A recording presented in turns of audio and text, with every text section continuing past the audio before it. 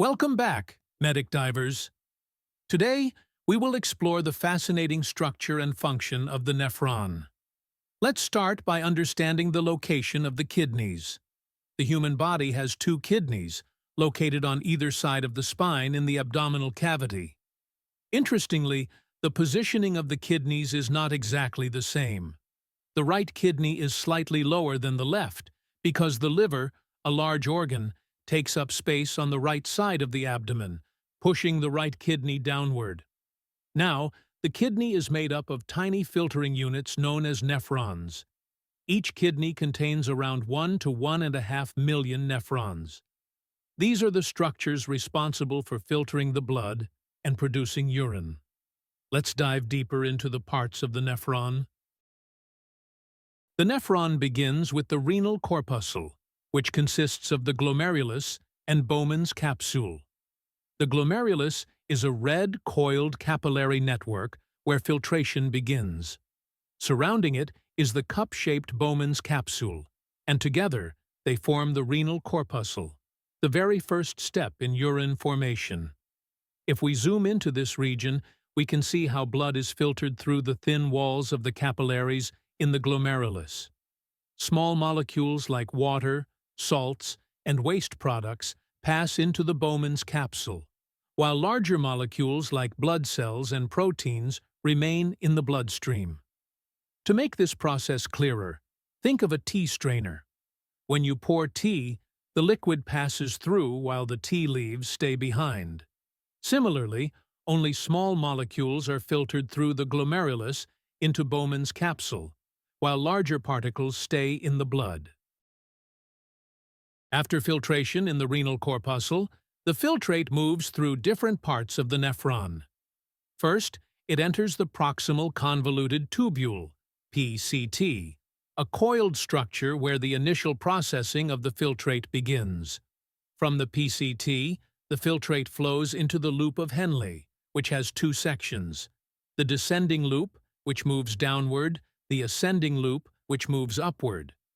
The upper part of this loop is called the thick ascending limb.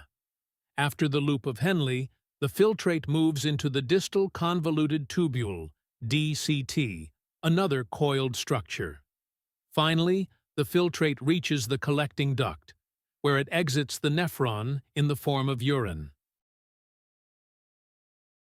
In this slide, you can see that blood is coming from the heart through the afferent arteriole and entering the nephron. Once inside the nephron, a portion of the blood is filtered, and the remaining blood moves away from the nephron through the efferent arteriole. The fluid that enters the nephron from the blood is called tubular fluid.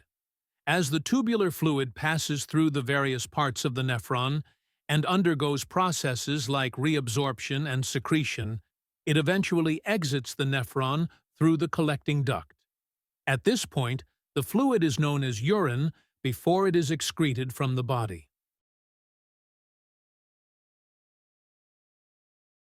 Let's understand the positioning of the nephron inside the kidney.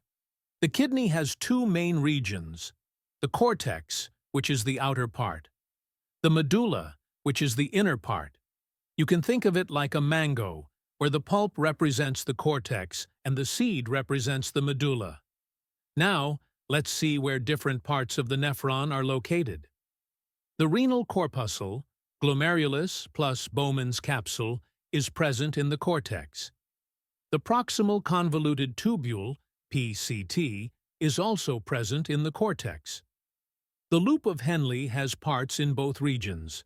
The descending loop of Henle starts from the cortex and goes downward into the medulla. The ascending loop of Henle starts in the medulla and goes upward into the cortex. It has two parts: a thin segment in the lower medulla, a thick segment in the upper medulla that continues into the cortex. The distal convoluted tubule, DCT, is located in the cortex. It is a coiled structure like the PCT, but appears after the loop of Henle. The collecting duct is present in both the cortex and medulla.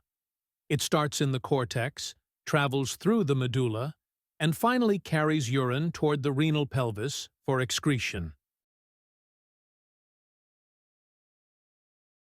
Thanks for watching this video. Please give your valuable feedback.